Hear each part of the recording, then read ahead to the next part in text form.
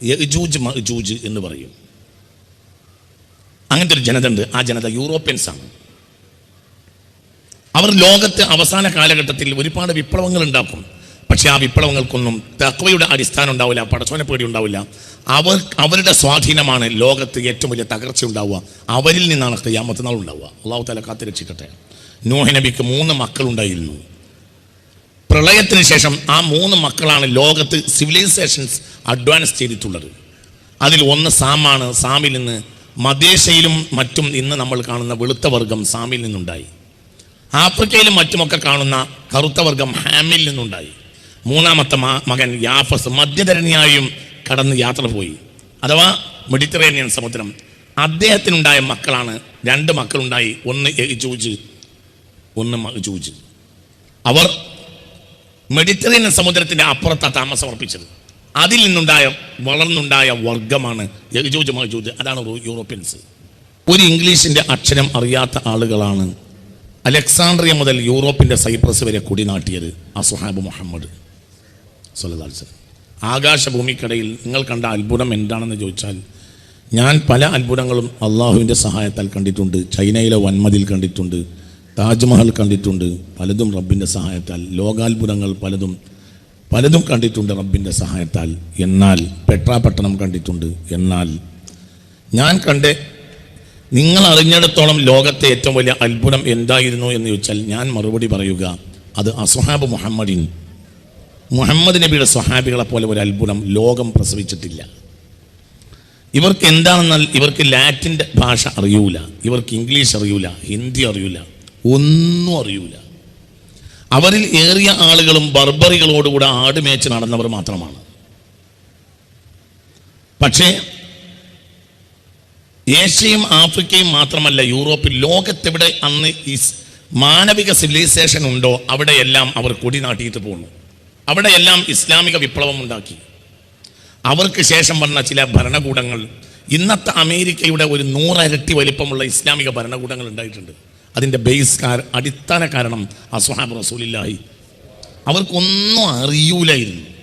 ഒന്നും അറിയൂല എന്ന് പറഞ്ഞാൽ അവർക്ക് ഖുർആൻ അറിയും, ഹദീത്ത് അറിയും, ഇംഗ്ലീഷൊന്നും അറിയില്ല, ചൈനീസ് ഭാഷയും അറിയൂല. സഅദ് ഇബ്നു അബീ വഖാസിനെ ചൈനയിലേക്ക് പറഞ്ഞയച്ചു മുഹമ്മദ് മുസ്തഫ. ചൈനക്കാർക്ക് അറബിയും അറിയൂല, സഅദിന് ചൈനീസും അറിയൂല. ഇന്ന് ഔദ്യോഗിക കണക്കനുസരിച്ച് 20 മില്യൺ മുസ്ലിമീങ്ങളാണ് ചൈനയിലുള്ളത്. അത് അത്രയൊന്നും അല്ല, അതിൻ്റെ എത്രയോ ഇരട്ടിയുണ്ട്. 20 മില്യൺ മുസ്ലിമീങ്ങൾ. ഇതിൻ്റെ അടിസ്ഥാനം സഅദ് ഇബ്നു അബീ വഖാസാണ് റളിയല്ലാഹു അൻഹു എന്ന് പറഞ്ഞാൽ, ഈ മഹാനായ സഅദ് ഇബ്നു അബീ വഖാസ് റളിയല്ലാഹു അൻഹു ബഹുമാനപ്പെട്ടവർ ചൈനയിലേക്ക് വരുമ്പോൾ അദ്ദേഹത്തിന് ചൈനീസ് അറിയില്ല, ചൈനക്കാർക്ക് അദ്ദേഹത്തിൻ്റെ ഭാഷ അറിയില്ല. പക്ഷേ വിപ്ലവം ഉണ്ടാക്കിയിട്ടുണ്ട്. കാരണം അള്ളാഹുവിലുള്ള പേടിയുള്ളവർക്ക് എന്തു ചെയ്യാൻ കഴിയും? അള്ളാഹുവിൽ ഭയം ഇല്ലെങ്കിലോ ഒന്നും ചെയ്യാൻ കഴിയൂല, ഒന്നും കഴിയേയില്ല. നമ്മൾ പുറകോട്ട് സഞ്ചരിച്ചു കൊണ്ടിരിക്കുകയാണ് ഇന്ന് മുസ്ലിം സമുദായം. ഉദ്യോഗസ്ഥന്മാർ അധികരിച്ചു, വിദ്യാഭ്യാസ വിചക്ഷണർ അധികരിച്ചു, എല്ലാം അധികരിച്ച് മുസ്ലിം സമുദായം പുറകോട്ട് യാത്ര പോവുകയാണ്. അത് കേൾക്കാനൊന്നും വലിയ സുഖമില്ല, പക്ഷേ സംഗതി അങ്ങനെയാണ്. എന്തുകൊണ്ട്? മുത്തഖീങ്ങൾ സമൂഹത്തിലില്ല എന്നതാണ് കാരണം. അള്ളാഹു നമ്മളെ കാത്തുരക്ഷിക്കട്ടെ.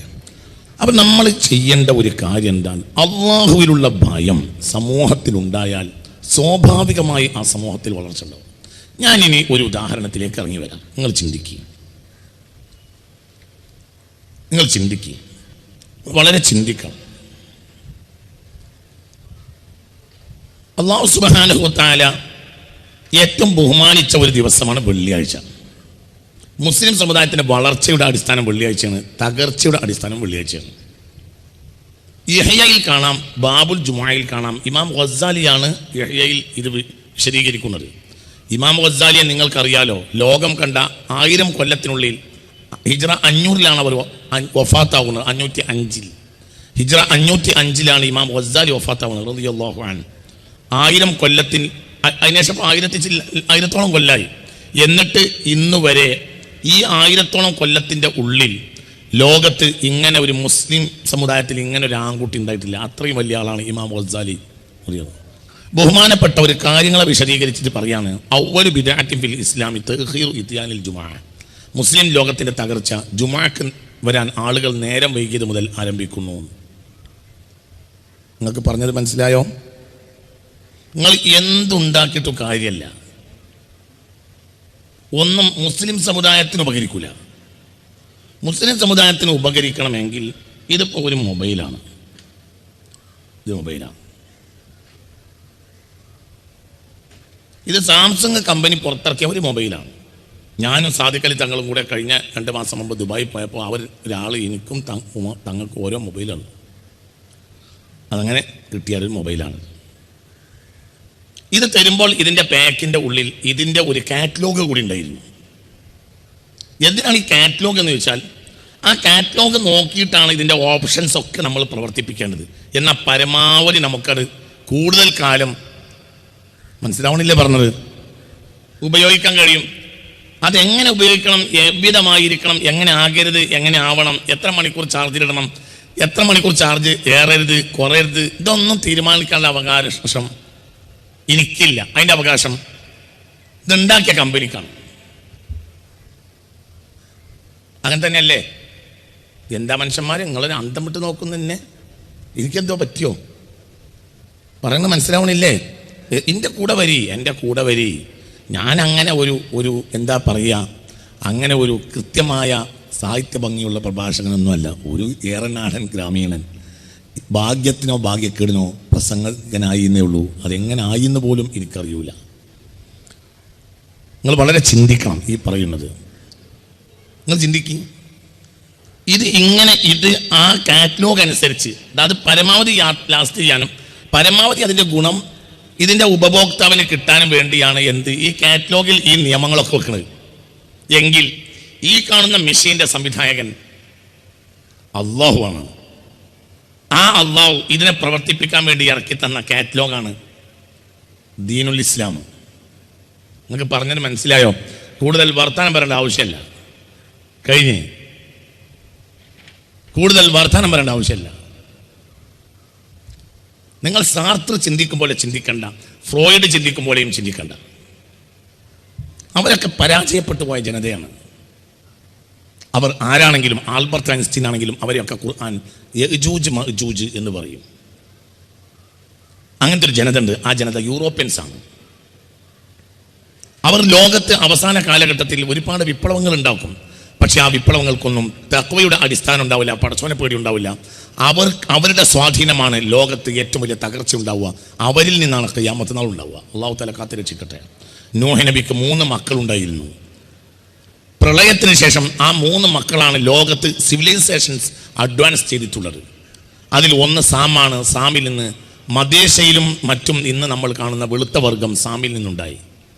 ആഫ്രിക്കയിലും മറ്റുമൊക്കെ കാണുന്ന കറുത്ത വർഗം ഹാമിൽ നിന്നുണ്ടായി. 3ാമത്തെ മകൻ യാഫസ് മധ്യധരണിയായും കടന്ന് യാത്ര പോയി, അഥവാ മെഡിറ്ററേനിയൻ സമുദ്രം. അദ്ദേഹത്തിനുണ്ടായ മക്കളാണ് 2 മക്കളുണ്ടായി. ഒന്ന് യജൂജ്, ഒന്ന് മഅജൂജ്. അവർ മെഡിറ്ററേനിയൻ സമുദ്രത്തിൻ്റെ അപ്പുറത്താണ് താമസമർപ്പിച്ചത്. അതിൽ നിന്നുണ്ടായ വളർന്നുണ്ടായ വർഗമാണ് യജൂജ് മഅജൂജ്. അതാണ് യൂറോപ്യൻസ്. അവർ വലിയ കരുത്തുള്ള ആളുകളാണ്. ഇന്ന് ലോകത്ത് ഏറ്റവും വലിയ സ്വാധീനം അവർക്കാണ്. പക്ഷെ എന്നാൽ അതിൻ്റെ ഒന്നും ആധാരത്തിൽ എന്തില്ല, അള്ളാഹുവിനെ പേടില്ല. വളരെ നമ്മൾ ചിന്തിക്കണം, വളരെ ചിന്തിക്കണം. നമ്മൾ ചിന്തിക്കണം. അള്ളാഹു നമ്മളെ കാത്തു രക്ഷിക്കട്ടെ. അവരെ കൊണ്ടൊക്കെ ചില ഗുണങ്ങളില്ലേ, ചില ഗുണങ്ങളുണ്ടാവും, അതിന് ബാക്കിൽ ദോഷം ഉണ്ടാവും. ഫുരുടാൻ വെച്ചിട്ട്, വാഴക്കന്ന് വെച്ചിട്ട് പിന്നെ അതിൽ വാഴക്കൊല ഉണ്ടായാൽ, ആ നേന്ത്രവാഴ കഴിച്ചാൽ വയറ് നിറയില്ലേ? വയറിയും, പക്ഷെ ബാക്കിൽ ക്യാൻസർ ഉണ്ടാവും. നിങ്ങളിവിടെ ഉണ്ടോ? നിങ്ങൾ സ്ഥലത്തുണ്ടോ? നിങ്ങളിവിടെ ഉണ്ടോ? നിങ്ങളിപ്പോൾ ഇവിടെ സ്ഥലത്തുണ്ടോ? നിങ്ങൾക്ക് പറഞ്ഞത് മനസ്സിലായോ? നിങ്ങൾ ചിന്തിക്ക്. അതിൻ്റെ ദോഷവും അതിൻ്റെ ചില ഗുണങ്ങളുണ്ടാവും, അതേസമയം ദോഷം ഉണ്ടാവും. ഫുരുട്ടാൻ കലക്കിയിട്ടുള്ള വെള്ളം ഒരാൾ ദാഹത്തിനാണ് കുടിച്ചു, ദാഹം മാറൂലേ? അറി മനുഷ്യന്മാരെ, ഫുരുട്ടാൻ കലക്കിയിട്ട് ഒരാൾ വെള്ളത്തിൽ കലക്കിയിട്ട് ദാഹിച്ചപ്പോൾ കുടിച്ചു, ദാഹം മാറൂലേ? ദാഹം മാറും, പക്ഷെ വല്ലാതെ നേരം പിന്നെ ബാക്കി ഉണ്ടാവില്ല. ഇതാണ് യൂറോപ്യൻ സംസ്കാരം. അവരോട് നിങ്ങൾ ചാണിന് ചാണായും ചെരുപ്പിന് ചെരുപ്പായും പിൻപറ്റുമെന്ന് മദീനത്ത് ഉള്ള വലിയൊരു മനുഷ്യൻ പറഞ്ഞിട്ടുണ്ട്, മുഹമ്മദ്. ആ മനുഷ്യനാണ് നമ്മുടെ നേതാവ്. നമ്മുടെ നേതാവ് ഫ്രോയിഡ് അല്ല, സാർത്ര അല്ല, ഐൻസ്റ്റീൻ അല്ല. നമ്മുടെ നേതാവ് മുഹമ്മദാണ്.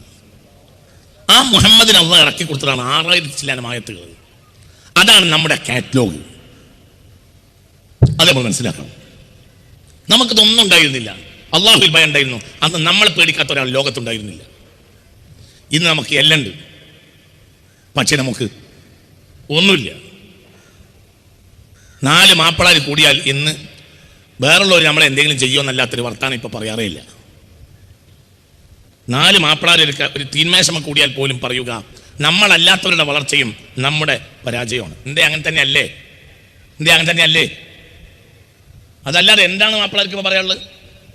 4 മാപ്പിളാർ ഒരു സ്ഥലത്ത് ഒരുമിച്ച് കൂടിയാൽ, ഒരു കല്യാണത്തിൻ്റെ ഭക്ഷണ മേശക്ക് വരും 4 മാപ്പിളാർ കൂടിയിരുന്നാൽ ഇപ്പോൾ പറയാനുള്ള വർത്തമാനം നമ്മളല്ലാത്തവർക്കുണ്ടായ വളർച്ചയും നമ്മൾക്കുണ്ടായ നിന്ദ്യതയുമാണ്. എന്നാലോ എന്ത് നിന്ദ്യത നമുക്കുണ്ടായത്? നമുക്ക് എല്ലാ വിദ്യാഭ്യാസത്തിലും വളർച്ച വികാസം ഉണ്ടായിട്ടുണ്ട്. ഇംഗ്ലീഷ് ഗുളികാന്ന് കേട്ടാൽ ബോധം കെട്ട് വീണിരുന്ന മലബാറിലെ മാപ്പിളാരെ കൂട്ടത്തിൽ നിന്ന് മെഡിക്കൽ എൻട്രൻസിൽ റാങ്ക് വാങ്ങി ജയിച്ച ഹിബ എന്ന പെൺകുട്ടി മഞ്ചേരിക്കാരിയ. നമുക്ക് എന്താ ഉണ്ടാവേണ്ടത്? ഇതൊന്നും ബാപ്പക്കയുടെയും മറ്റും കാലത്ത് നമുക്കില്ല. ഇന്ന് നമുക്കെല്ലാം ഉണ്ട്, പക്ഷെ നമുക്കൊന്നുമില്ല. എന്തല്ലാതെ പോയത്? പടച്ചോനെ പേടില്ല. അള്ളാഹു നമ്മളെ നയിച്ചാലേ നമുക്ക് മുന്നോട്ട് പോകാൻ കഴിയുള്ളൂ. നമ്മൾ വേറൊരു സംഘടനയെ പോലെ അല്ല, നമ്മൾ മുഅ്മിനീങ്ങളാണ്. മുഅ്മിൻ അല്ലാത്തവരെ ഒക്കെ ശൈത്താൻ സഹായിക്കും, മുഅ്മിനെ സഹായിക്കൂല.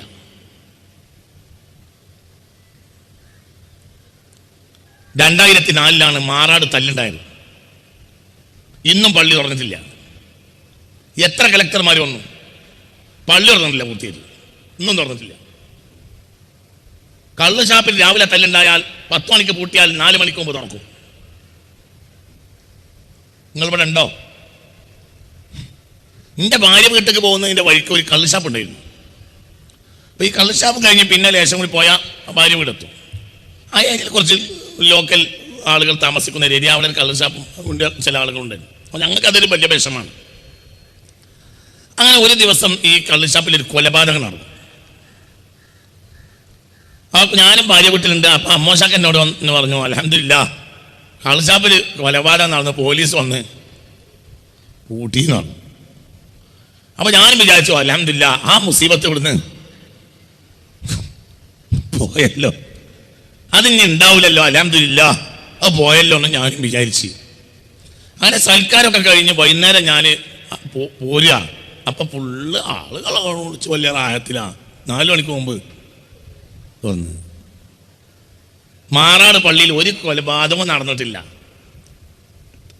പ്രശ്നത്തിൽ അകപ്പെട്ട ചില ആളുകൾ അവിടേക്ക് ഓടിപ്പാഞ്ഞു കയറി, ചില ആളുകൾ ഇത്രയേ ഉള്ളൂ.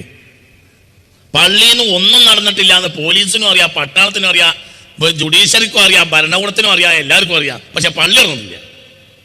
കാരണം പള്ളി പൂട്ടുന്നതിലാണ് ഇബ്ലീസിന് താല്പര്യം, കള്ള് ഷാപ്പ് തുറക്കുന്നതിലാണ് ഇബ്ലീസിന് താല്പര്യം. ഇബ്ലീസ് ഒരാളാണെങ്കിലും വലിയ ആളാ.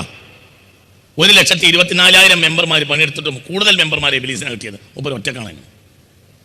പുറത്തു പറയണ്ട, ഇതൊരു സ്വകാര്യമാണ്. നിങ്ങൾക്ക് പറഞ്ഞത് മനസ്സിലായോ?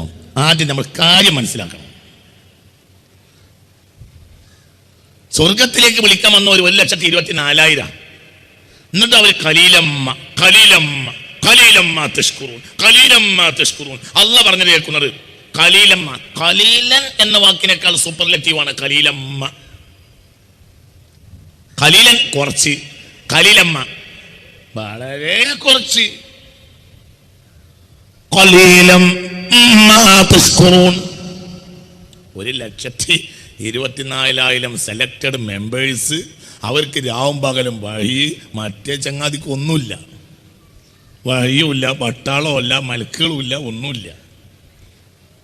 ഒറ്റക്ക്. ആര്? എന്താ നിങ്ങൾ ഉറങ്ങുന്നത്? പറയ്. ഇബ്ലീസ് ഒന്നുമില്ല. എന്നിട്ട് ഇബ്ലീസ് ഒറ്റക്ക്. എന്നിട്ടും കൂടുതൽ സെലക്ടഡ്, എന്നിട്ടും കൂടുതൽ മെമ്പേഴ്സിനെ കിട്ടിയത് ഇബ്ലീസിനാണ്. നമ്മൾ മനസ്സിലാക്കണം. അപ്പം നമുക്ക് ഒരു മാർഗ്ഗമേ ഉള്ളൂ. നമ്മൾ എന്തും നമുക്കുണ്ടാകാം, എന്തും ഉണ്ടാകണം എന്ന പക്ഷക്കാരൻ തന്നെയാണ് ഞാൻ. എല്ലാം ഉണ്ടാകണം. ഒരു ബാർബർ ഷാപ്പ് പോലും ഒരു മുസ്ലിമീങ്ങളുടെ നാട്ടിലില്ലെങ്കിൽ അതിൽ മുസ്ലിമീങ്ങൾ കുറ്റക്കാരാകും എന്ന് വിശ്വസിക്കുന്ന ഒരാളാണ് ഞാൻ. എന്തുകൊണ്ട്? ഒരു ബാർബർ പണിയെടുക്കുമ്പോൾ അത് ബിസ്മില്ലാഹി റഹ്മാനിർ റഹീം എന്ന് ചൊല്ലിയിട്ട് വലത്തെ ഭാഗത്ത് കത്തി വെച്ച് തുടങ്ങുന്ന ഒരാളായാൽ അതിൻ്റെ സുന്നത്ത് വീടാ. നിങ്ങൾക്ക് പറഞ്ഞത് മനസ്സിലായോ? അത് ബാക്കിയെന്ത് സ്കൂളും മദ്രസയും ഒന്നാമത്തെ ബാർബർ ഷാപ്പ് പോലും ഒരു ഫർള് കിഫായ അമല. പക്ഷെ എല്ലാത്തിൻ്റെയും അടിസ്ഥാനം പഠിച്ചവനെ പേടിയാണ്. ഇമാം ഗസാലി റളിയല്ലാഹു അൻഹു പറയാണ്, മുസ്ലിം ലോകത്തിന്റെ തകർച്ചയുടെ അടിസ്ഥാനം വെള്ളിയാഴ്ചയെ നിസ്സാരപ്പെടുത്തിയതാണ്. മാതൃക മഹല്യ സംവിധാനത്തിൽ ഒന്നാമതായി ലെവലാക്കേണ്ടത് പഴയകാല വെള്ളിയാഴ്ചകളിലേക്ക് നമ്മുടെ വെള്ളിയാഴ്ച മടങ്ങിപ്പോകും. പിന്നെ ബാക്കിയൊക്കെ അള്ളാഹു തോന്നിപ്പിച്ചു തരും. എല്ലാം കൂടെ നമ്മളിപ്പോൾ തോന്നണ്ട, അവസരോചിതം തോന്നിപ്പിക്കും. ആര് പറയും? മനുഷ്യന്മാരെ. ആര്? അള്ളാഹു. നമ്മൾ പറഞ്ഞ പണിയെടുത്തു, പിന്നെ അവസരോചിതം അള്ളാഹു തോന്നിപ്പിക്കും. ഇത് മഹലിൻ്റെ നമ്മളുടെ അവസ്ഥ എന്താ? എല്ലാവരും ആരും പ്രത്യേകിച്ച് ആലോചിക്കണ്ട, നമ്മളെ പറ്റി ആലോചിക്കുക, ഓരോരുത്തരെ പറ്റി ആലോചിക്കുക. വലദിക്റുല്ലാഹി അക്ബർ വല്ലാഹു യഅലമു മാ തസ്നഊൻ, രണ്ടാമത്തെ ഖുത്ബയുടെ അവസാനത്തെ വാക്ക്. അത് പറയുമ്പോൾ ജുമാഅത്തോളിലേക്കാണ് കയറും. പിന്നെ രണ്ടാമത്തെ സലാം കിട്ടിയാൽ ഒന്ന് പോരും ചെയ്യും. ആകെ കിട്ടുന്ന ലാഭം ചെരുപ്പ് കട്ടുപോകില്ല എന്നുള്ളതാണ്. ഇന്നത്തെ ജുമാകൾക്കുള്ള ലാഭം ചെരുപ്പ് കട്ടുപോകില്ല. കാരണം നേരത്തെ തന്നെ പോയാൽ അവസാനം ഇറങ്ങിയാൽ ചെരുപ്പ് കട്ടുപോകാൻ സാധ്യതയുണ്ട്. ഇന്ന് നമുക്ക് ആകെ ഇന്നത്തെ നമ്മൾ അല്ലാതെ ബാങ്കോട് കൂടെ മലക്കുകൾ അവരുടെ ഏട് പൂട്ടും. റിക്കാർഡിൽ ഉണ്ടാവില്ല.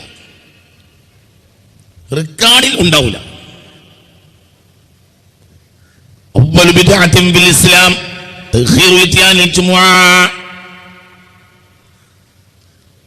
ഒരു ജനത ജുമാക്ക് നേരം വൈകിച്ചാൽ ആ ജുമായിൽ ആ ജനതയിലെ ആ ഏരിയയിലെ മുസ്ലിമീങ്ങളെ ബറക്കത്ത് മുഴുവൻ നഷ്ടപ്പെട്ടു. അള്ളാന്റെ ഭാഗത്ത് നിന്നാണ് ബറക്കത്ത്. ബറക്കത്ത് ചെയ്യേണ്ടവൻ ആരാണ്? അള്ളാഹുവാണ്. ഇത് നമ്മൾ ശ്രദ്ധിക്കുക. ഇസ്രായേലി ജനതയ്ക്ക് അവരുടെ പ്രധാന ആരാധനാ ദിവസം ശനിയാഴ്ചയാണ്, ശാബത്ത് നാൾ, സാറ്റർഡേ. മനസ്സിലായില്ലേ പറഞ്ഞത്? 5 ദിവസം 6 ദിവസം കൊണ്ട് ആകാശങ്ങളെ സൃഷ്ടിച്ച ദൈവം he rested on 7th day, 7ാമത്തെ ദിവസം വിശ്രമിച്ചു എന്നാണ് ഇന്ന് പഴയ നിയമം.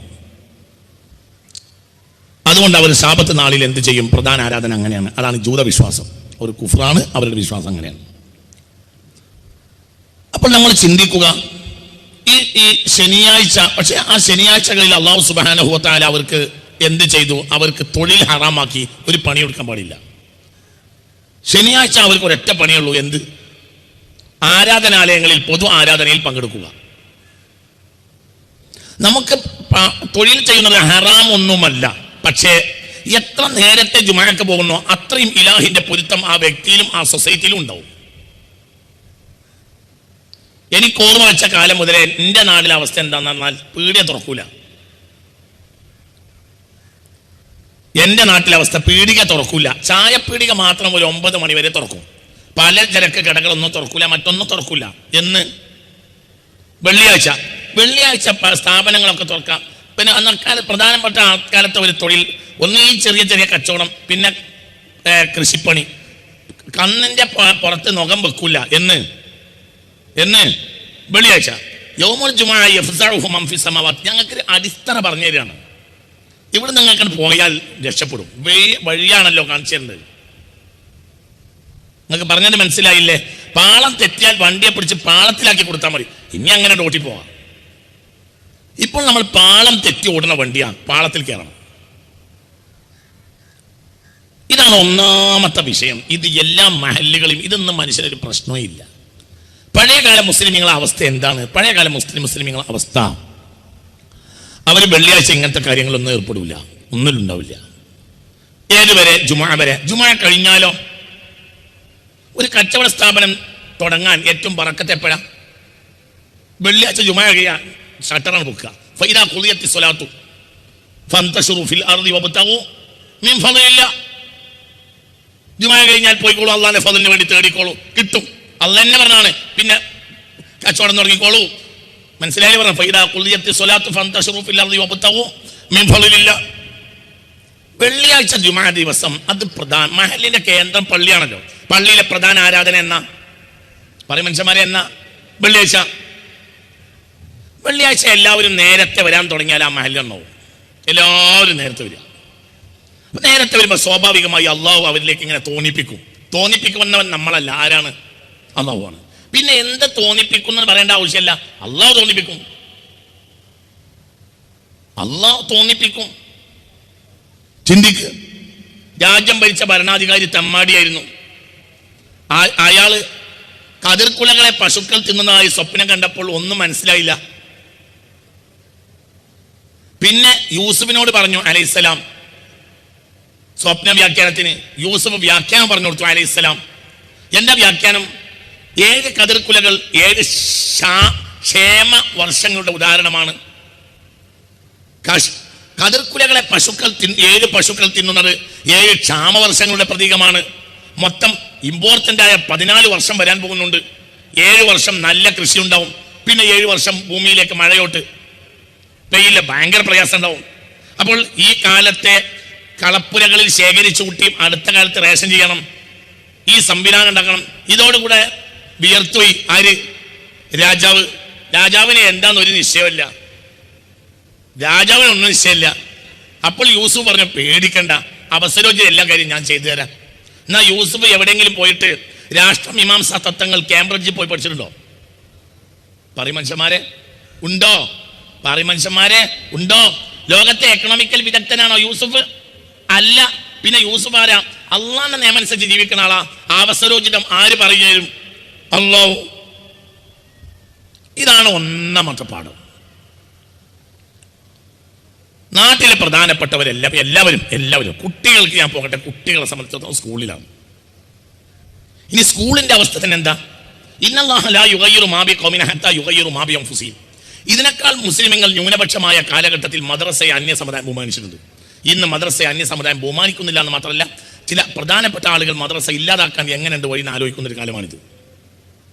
ഞാൻ ശശികല ടീച്ചറുടെ പ്രസംഗം ഈ ആഴ്ച കേട്ടു. എല്ലാം കൂടി പറയാൻ എനിക്ക് നേരമല്ല. ഞാൻ പരിചയം എന്താ പറയുന്നത് പഠിച്ചവന്.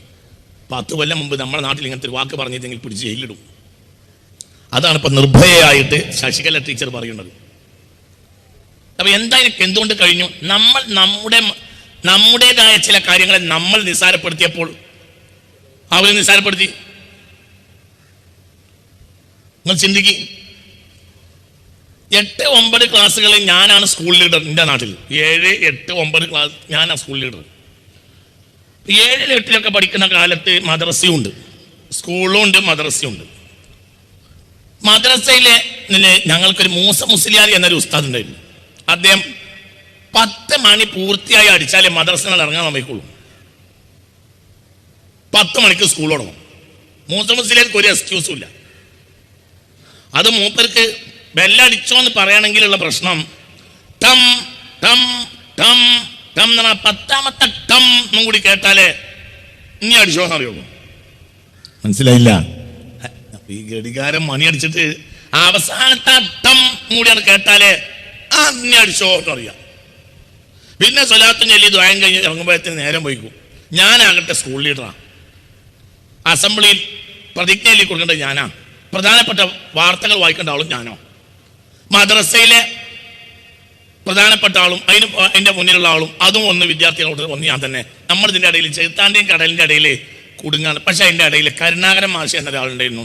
കരുണാകരൻ മാഷ് എന്ത് ചെയ്തു? 10 എന്നുള്ള സമയം 10:30 സ്കൂൾ ഹെഡ് മാഷ് കരുണാകരൻ മാഷ് 10 എന്നുള്ള സമയം എത്രയാക്കി? 10:30 4 അപ്പുറത്തേക്ക് 4:30 ഒരൊറ്റ മുസ്ലിം അധ്യാപികമാരിൽ ഒരൊറ്റ മുസ്ലിം സ്കൂളിലില്ല. ഇന്ന് ഇഷ്ടം പോലെ മാപ്പിളാരും ടീച്ചർമാരും മാഷന്മാരുണ്ട്. നടക്കൂല. എന്തേ? നമ്മുടെ ഐഡന്റിറ്റിയോട് നമുക്ക് ബഹുമാനമില്ലാതായപ്പോൾ അള്ളാഹു അതിനുള്ള വളർച്ചയും വികാസവും മുരടിപ്പിക്കുകയും അന്യർ അതിനനുസരപ്പെടുത്തുകയും ചെയ്തു. ഇത് വേറെ ആരോ പറഞ്ഞല്ല, റഹ്മത്തുള്ളാന്റെ അനുഭവമാണ്. വീട്ടിൽ പോയി മദ്രസയിലെ ബുക്ക് വെച്ച് ഒരു കഞ്ഞോ എന്തോ കുടിച്ച് പാഞ്ഞ് അവിടെ പോയി കൃത്യമായിരിക്കും. 10:30 ബെല്ലടിക്കും. അസംബ്ലി, പ്രതിജ്ഞ, ഇതൊക്കെ കൃത്യമായിരിക്കും. കരുണാകര മാഷിന് 10:30 തുടങ്ങും. നിങ്ങൾക്ക് പറഞ്ഞത് മനസ്സിലായില്ലേ? ഇന്ന് നമ്മളെ മദ്രസയുടെ അവസ്ഥ 7 മണിക്ക് നടന്നാൽ 7:30 കുട്ടികൾ എത്തുള്ളൂ. 9 നടന്നാൽ 8:30 പോകും. അതാ ഒരു നിലക്ക് മദ്രസ എന്ന സാധനത്തിന് കെട്ടിടേണ്ട കുട്ടികളില്ല. ഇവിടെ അടുത്തൊരു മഹലില് മദ്രസയുടെ വാർഷികത്തിന് എന്നെ പ്രസംഗിക്കാൻ വിളിച്ചു. അപ്പൊ ഞാൻ സ്വാഭാവികമായും സെക്രട്ടറിയോ പ്രസിഡന്റോ ഒത്തിട്ടാ ചോദിക്കും, ഇതേ ഞാൻ പ്രത്യേകിച്ച് പറയേണ്ടതുണ്ടോ?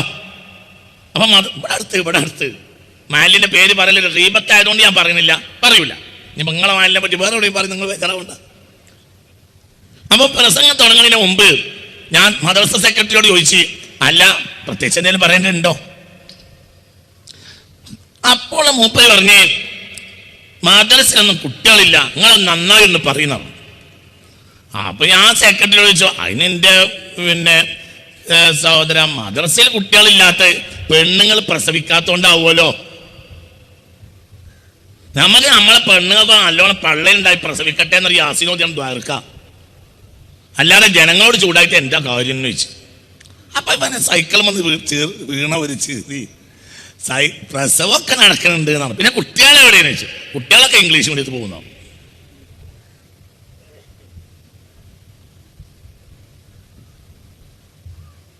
കുട്ടികൾ ഉണ്ടായിട്ടില്ലെങ്കിൽ മൂല്യരോട് ഒന്ന് പറയും. ഒരുത്തം കല്യാണം കഴിച്ച് 6 മാസത്തോടുകൂടെ പറയാൻ തുടങ്ങും.